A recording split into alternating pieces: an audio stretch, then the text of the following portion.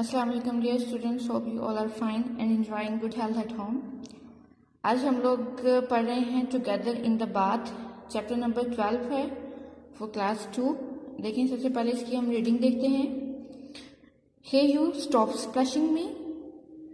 Splashing होता है छींटे डालना, मतलब किसी चीज़ के या पानी के छींटे किसी के ऊपर डालना।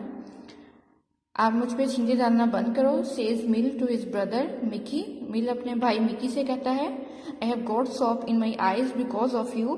मेरी आंखों में साबुन चला गया है सिर्फ तुम्हारी वजह से। Mill and Mickey are in the bath. वो बात मिल और मिकी बाथ में है। The bath water is lovely and warm with lot of bubbles. Bath का जो पानी है वो बहुत अच्छा और गर्म है, विद लॉट ऑफ बबल्स, जिसमें बहुत ज्यादा बबल्स यानी बुलबुले हैं। लुक एट मी, मेरी तरफ देखो। सेज मिकी, मिकी कहता है, he puts a dollop of bubbles on his head.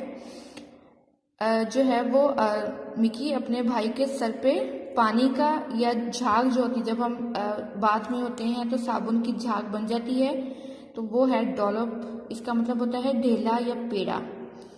तो वो बबल्स जो है उसकी झाग, साबुन की झाग जो है वो उठा के उसके सर पे रखता है। It looks like a hat. ये बिल्कुल एक हैट की तरह लग रहा है, अ बबल हैट, जैसे बुलबुले की टोपी। That's fun, says Mill. Mill कहता है कि ये बहुत मजे का है। I am going to do it too. मैं भी ये करने जा रहा हूँ।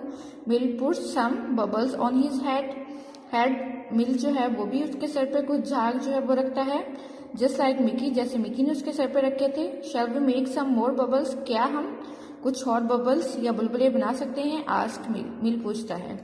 तो ये इसकी रीडिंग है और इसमें कुछ डिक्टेशन वर्ड्स हैं, वो आपने याद कर लेने हैं। मैं एक दफा बोल देती हूँ डिक्टेशन कौन सी है।